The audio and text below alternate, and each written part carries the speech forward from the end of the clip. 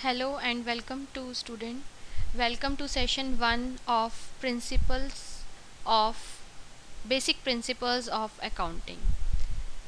So students, today we will cover these topics: introduction of accounting, objectives of accounting, financial accounting process, users of accounting information, and accounting terms.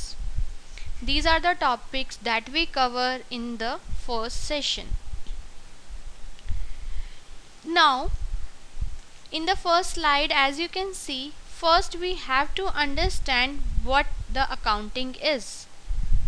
What is the introduction of accounting? First, we begin with accounting definition or introduction to accounting. Accounting is a service-based profession that provides reliable and relevant financial information useful in making decisions. Accounting ये एक ऐसी term है जो कि business में use की जाती है एंड ये एक सर्विस बेस्ड प्रोफेशन है. There is no tangibility of accounting. Accounting, you can see in the books of accounts, you can see the transactions recorded in the recorded form. So जो recorded information है that will be further utilized for taking financial information or financial decision making. So accounting, it provides financial information and further it will help you out in making the financial decisions. Now second is accounting is the language of business. How it is a language of business? In this sentence there are two words. One is language and one is business. In all kinds of business, in every type of business, accounting is used. So language is what? Language, in the definition, language is what? It is what the business wants to communicate. Language एक ऐसी चीज़ है जिससे कि हम communication कर सकते हैं. तो बिजनेस अपने आप कुछ नहीं बोल सकता, उसकी फाइनेंशियल पोजीशन कैसी है इसके बारे में वो खुद नहीं बता सकता, लेकिन जो अकाउंट्स हैं, अकाउंट्स जो कंपनी मेंटेन करती है, बिजनेस मेंटेन करते हैं अकाउंट्स, तो वो एक कम्युनिकेशन टूल है for the business. Accounting is the language of business. That's why we can say it like this. So अगर हम बात करें कि बिजनेस के टैक्सेस क्या है, इफ़ बिजनेस से like my tax bill for the year is ₹10 lakh, that means it is communicating certain message to the users of accounting. So now come to the definition of accounting. Well student, we have to focus on the main definition of accounting. देखिए, पहले जो traditional method था उस time पे भी accounts use होता था और आज की डेट में भी अकाउंट्स यूज़ होता है. बट अगर हम बात करें पुराने एरा की, that is totally different from the today's era. So in early 90s systems was not properly developed. There were only few transactions. So उस टाइम पे पर्सन, बिजनेसमैन जो थे वो रिकॉर्ड अपने माइंड में रिकॉर्ड कर सकते थे ट्रांजैक्शंस को. But as and when the time change, business change with the many transactions, business change with the time, with the various conditions, preferences of customers, with the change in business environment, circumstances are also changed. So there are n number of transactions in the business, right? तो एक entrepreneur के लिए, एक businessman के लिए ये बड़ा difficult हो जाता है कि वो सारी ट्रांजैक्शन याद रखे. So for this purpose the system of accounting takes place.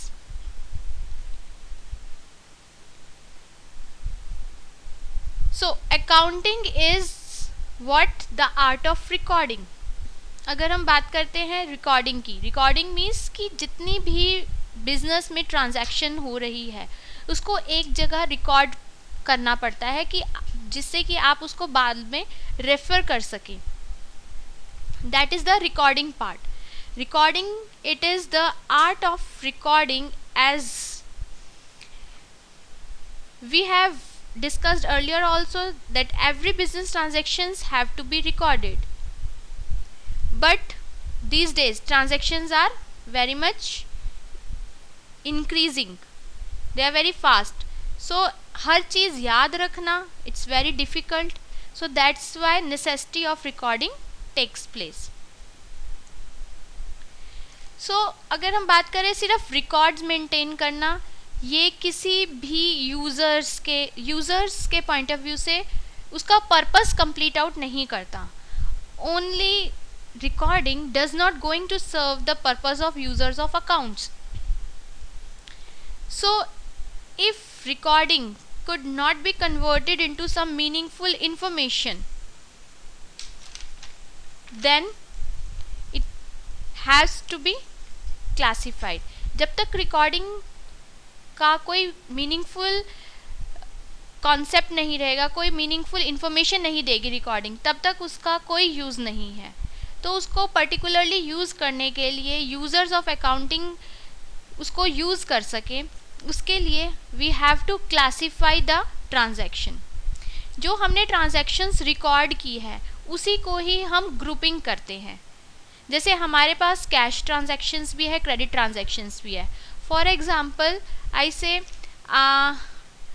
I record many transaction like purchase transaction. in those transactions there may be certain cash purchase and there may be certain credit purchase. तो credit purchase जो होगी वो purchase book के column में चली जाएगी. सो किसी को भी कोई भी एग्जैक्ट इंफॉर्मेशन चाहिए तो वो सीधा लेजर्स से चेक कर सकता है कि क्या बैलेंस है इस ट्रांजैक्शन का. Similarly, cash account may be prepared. So classification is concerned with the ledgers. In first point recording, we prepare journal book, and in second classification, that is in the form of ledger posting. तो यहाँ पर हम अलग अलग accounts create करते हैं, different accounts create करते हैं. जो सिमिलर नेचर के ट्रांजैक्शंस हैं उनको हम एक ही अकाउंट में शो करते हैं.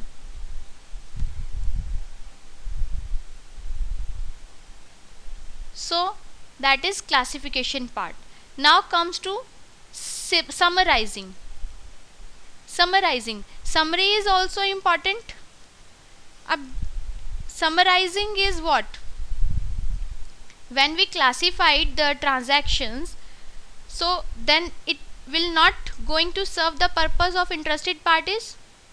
कोई भी nobody is interested in knowing the purchase or sales of the company. For example, मैं investor हूँ और मुझे अगर business अपनी purchase या sale transaction दिखाता है तो क्या मैं उसको देख कर के investment करूँगी? No. So I need some more information, more relevant information. Relevant information हमें कहाँ से मिलती है? Summary से. There are mainly 3 financial statements that is been prepared by the firm, that is trading account, profit and loss account and balance sheet. ये 3 statement financial statements होती हैं जिसमें कि हमें कंपनी के प्रॉफिट या लॉस के बारे में पता चलता है और कंपनी के कितने एसेट्स हैं, कंपनी की लायबिलिटीज़ क्या है, मींस कंपनी की कितनी ऑब्लिगेशंस है, उसके ऊपर कितनी डेट्स हैं, लोन है, उसको कितना अमाउंट पे करना है. ये सब चीज़ें हमें उनकी फाइनेंशियल स्टेटमेंट से पता चलता है. So accounting is the art of recording, classifying and summarising in a significant manner. And in terms of money, yes, this is very much important. In terms of money, transactions and events which are of financial nature, that means only financial transactions or financial events will be recorded or finds place in accounting. Accounting में हम वही transactions place करते हैं, वही transactions record करते हैं जो कि फाइनेंशियल कैरेक्टर की होती है. दैट मीन्स कि non financial character transactions will find no place in accounting. If I say I purchase, or you can say the business purchase 30,000 goods from party A, so we can have the financial information from this transaction. That means कि business ने 30,000 के goods mister A से और ए party से purchase किए, तो हम ये रिकॉर्ड कर सकते हैं that we have purchase goods worth ₹30,000 from mister A. If I say a person is very much loyal to the firm, so students can we record it in our books of accounts? yes, no, definitely we cannot enter it in our books of account because loyalty towards the firm cannot be expressed in terms of money. So by this we can say that only the financial transactions will be recorded in the accounting books. And then interpreting the results thereof, जो भी हमने ऊपर आपने definition में पढ़ा, recording की, transactions की, classification की, समराइजिंग की, उसके बाद हम क्या रिजल्ट्स, क्या आउटपुट कैलकुलेट करते हैं through ratio analysis, fund flow statement, cash flow statement, इनके थ्रू आप क्या रिजल्ट्स ड्रॉ आउट करते हैं, that is also been take place in accounting. Now comes to second slide that contains objectives of accounting. So why accounting is there? What are the objectives of accounting? Accounting सबसे पहले हम systematic record maintain कर सकते हैं accounting की help से, क्योंकि accounting में transactions जो है date wise enter की जाती हैं. जिस date को जो transaction हुई वो आपने उसी date पे record कर दी. So in accounting we record the transactions in a chronological order. So we can have the systematic record of all the business transactions. Accounting also help you out in ascertaining or estimating profit or loss of the concern. Accounting books जो है वो help out करती है किसी भी users के लिए ये जानने के लिए कि business के क्या profits हैं, क्या losses हैं. सो अकाउंटिंग की हेल्प से बिजनेस भी एस्टिमेट कर सकता है कि हमारे क्या प्रॉफिट्स हैं और क्या लॉसेस हैं. And we can also we can say come to know about the financial position of the business. What is the financial status of the firm, whether the company is financially strong और it is weak और it has to improve, which area it has to improve. This we can estimate with the help of accounting. Now to provide accounting information to the interested parties, it also provide information that is contained in the accounting books to the interested parties. Interested parties वो parties होती हैं जिनका business में interest होता है. जैसे हम investors की बात करते हैं, employees की, government, financial institutions, these all are the interested parties. Because in some way they are connected with the business. Like investors जो हैं वो business में invest करते हैं, उनको information चाहिए कि business क्या, उसके क्या profits हैं, whether the company or the business will pay to them returns or not. So they are interested in knowing whether the company is in a good financial position or not.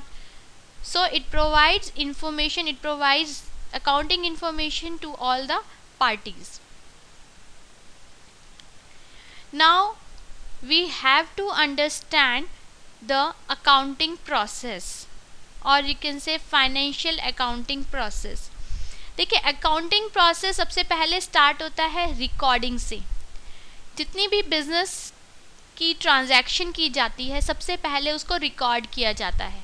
Recording takes place in journal book.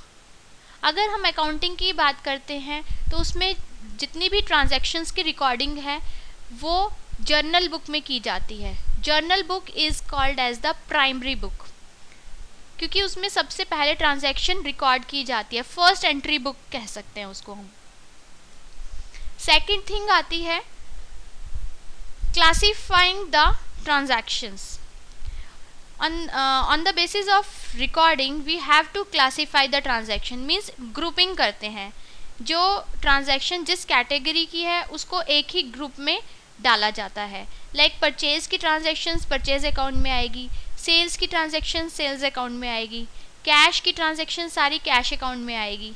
सो इस तरीके से हम classify करते हैं हर transaction को. Now is the summarising the transaction. All the transaction will be summarised, means classifying stage पे हम लेजर पोस्टिंग करते हैं. After ledger posting we can come to know the closing balance of all the transactions.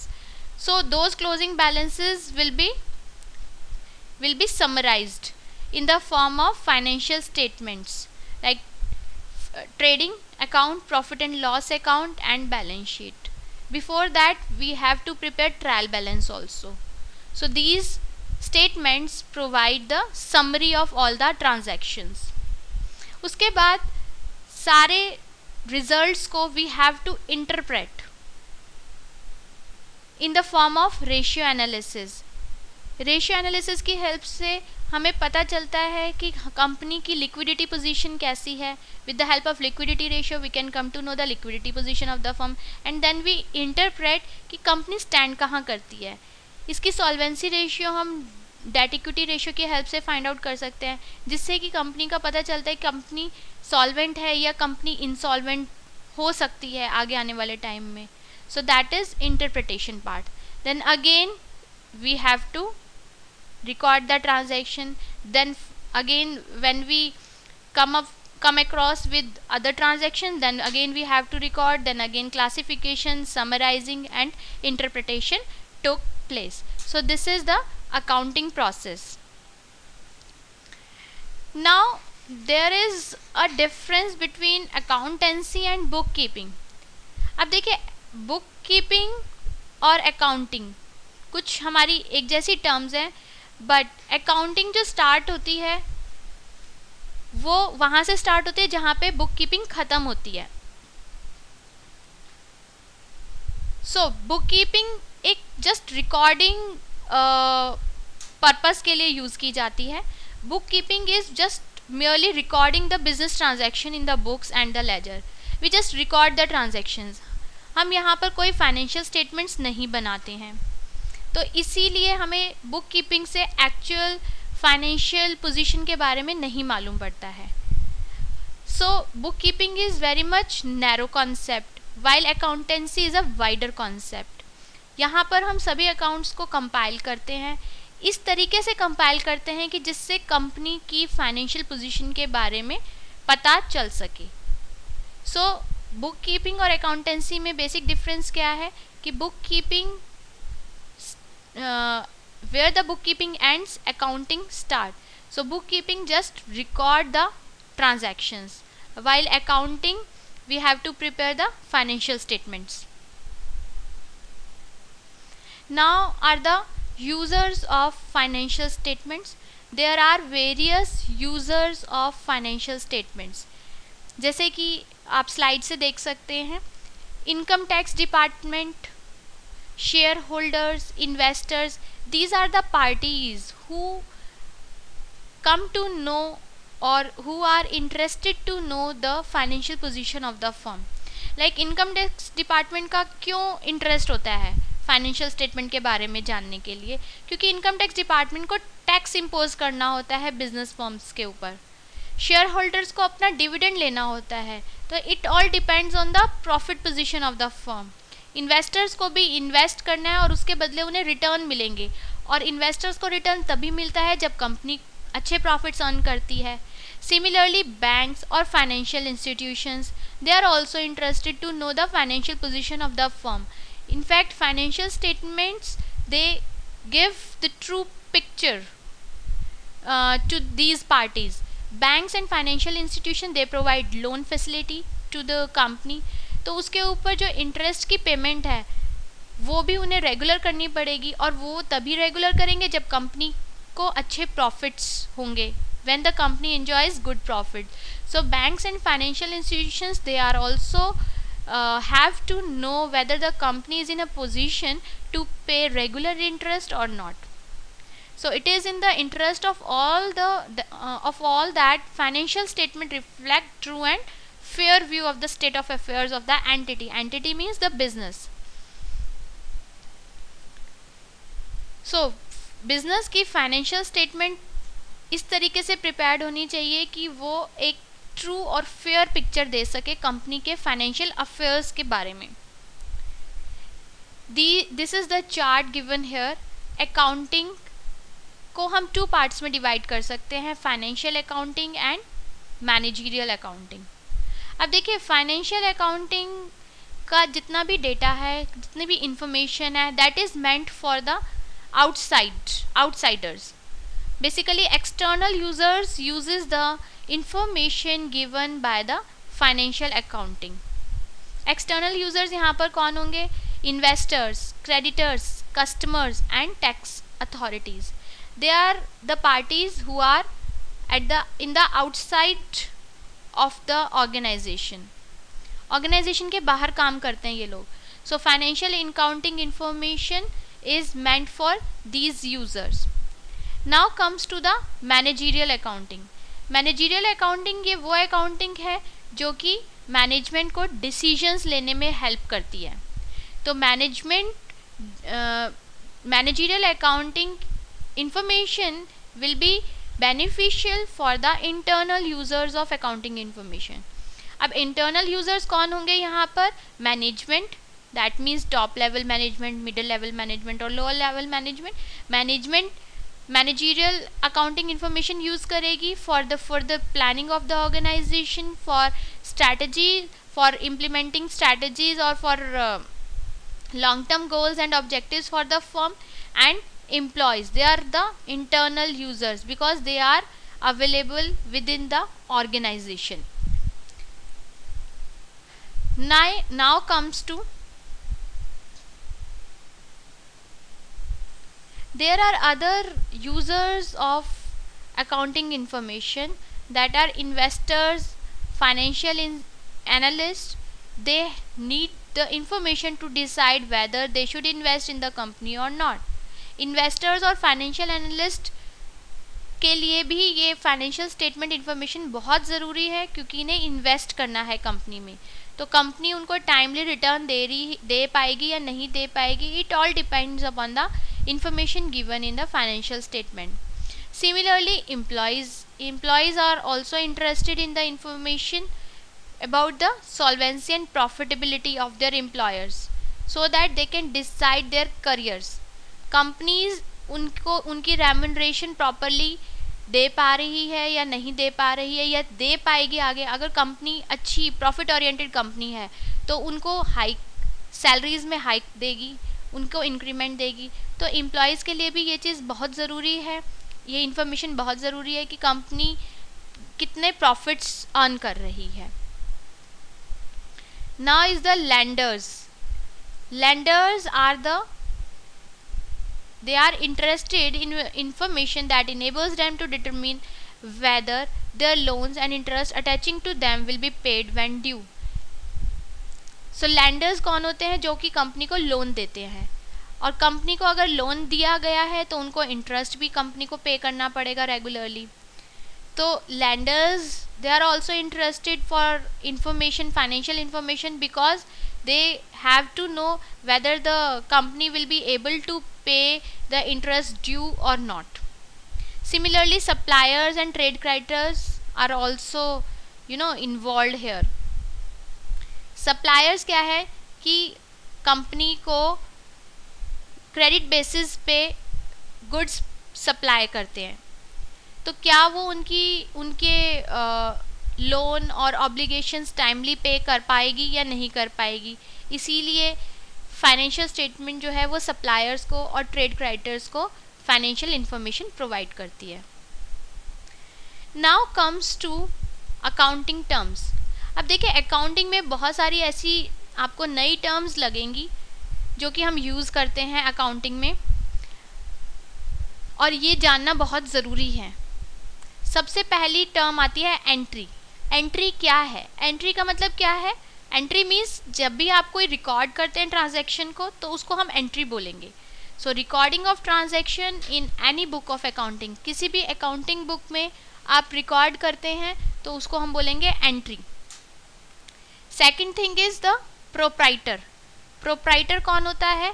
Owner, owner of the firm, the person who starts the business, who invest his money into the business और सारा risk take over करता है business का, तो वो कौन है? Proprietor. Third term, important term is capital. जितना भी प्रोप्राइटर बिजनेस में इन्वेस्ट करता है, जितना भी अमाउंट इन्वेस्ट करता है, that forms capital. So capital is the liability towards the owner, it is the business liability towards the owner, it's an owner's account, that is personal account. तो capital क्या है? एक ये बिजनेस की liability होती है जो कि टुवर्ड्स द ऑनर है। Now comes to the assets. Assets क्या होते हैं? Assets means the resources, resources that means something that has a future और पोटेंशियल वैल्यू, जिनका फ्यूचर में कोई वैल्यू है। जैसे अगर हम बात करें, अगर फ्रिज में आपके पास फूड रखा है तो that is an asset for you because you can eat it at any time. और let's discuss about assets from the business point of view, that means cash. Cash क्या है? If the company own cash or furniture or building, these are all assets for the firm. जो इसका मतलब जितने भी resources हैं जिसकी कुछ वैल्यू है, फ्यूचर वैल्यू है, वो सारे हम assets की कैटेगरी में डालते हैं। Now is the liabilities. Liabilities means obligation, obligation to pay or responsibilities to others. Liabilities is equal to promises, right? अगर मैं ये कहती हूँ I promise I will pay you in the future, that means I am liable to pay that amount. Next is the debtor. Debtor means कि जो भी person business के लिए लायबल है पे करने के लिए, a person who owes money to the business. Basically debtor term आती है जब बिजनेस क्रेडिट पे सेल करता है, when the business sells goods to its customer on credit basis. तो उस केस में क्या होगा? कस्टमर्स की लायबिलिटी है पे करने की यहाँ पर, तो जो भी कस्टमर्स फ्यूचर में पे करेंगे बिजनेस को, those customers become the debtors for the firm. Now is the creditor. Creditor means any person who gives credit, that means if suppliers supply goods to the business on credit basis, that means suppliers become the creditors for the firm. That means कि business की obligation है उन creditors को payment करने की। Revenue and income is also an important term. Revenue और income क्या है? जो कि रेकरिंग और नॉन रेकरिंग नेचर की हो सकती है। रेवेन्यू बिजनेस को कहाँ से आता है? जब कंपनी सेल करती है तो वहाँ से कंपनी को इनकम मिलती है, तो वो क्या हो गया? रेवेन्यू। या फिर कंपनी को कहीं से कमीशन मिल रहा है तो वो भी बिजनेस के लिए रेवेन्यू है। या कंपनी अगर कोई अपनी एसेट्स बेचती है और वहाँ से कंपनी को प्रॉफिट अर्न होता है तो वो भी बिजनेस के लिए रेवेन्यू होगा। Next is the expenses. Expenses means जितना भी खर्चा कर रही है company, the amount spent to produce and sell the goods and services, जो कि रेवेन्यू कंट्रीब्यूट करेगा, that is under the category of expense. Like company salaries pay करती है एम्प्लॉयज़ को, तो that is an expense for the firm. Rent pay करना, payment of rent, payment of salaries, payment of any office expenses, that is revenue.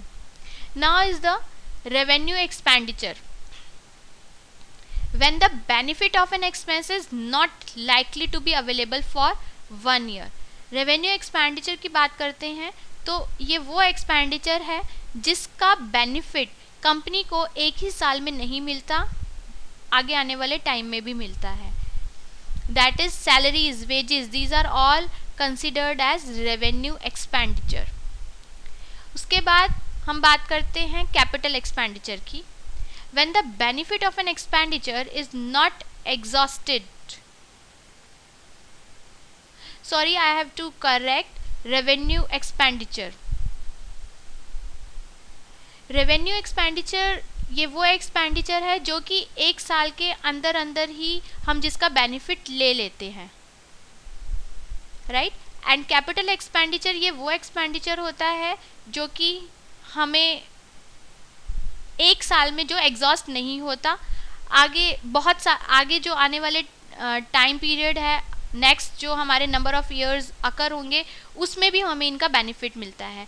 For example अगर हम कोई fix assets को purchase करते हैं तो उसका बेनिफिट हमें आगे आने वाले टाइम में मिलता रहता है, सिर्फ हम उसी साल उसका बेनिफिट नहीं लेते. फॉर एग्जांपल अगर हम कोई मशीनरी परचेज़ करते हैं तो मशीनरी से जो पर्टिकुलर ईयर में प्रोडक्शन हो रहा है, जिस साल हमने वो मशीनरी परचेज़ की है, सिर्फ उसी साल हमें बेनिफिट नहीं मिलेगा, आगे आने वाले टाइम में भी हमें उसका बेनिफिट मिलेगा. सो दैट इज़ कैपिटल एक्सपेंडिचर. उसके बाद बात करते हैं हम डेफर्ड रेवेन्यू एक्सपेंडिचर की.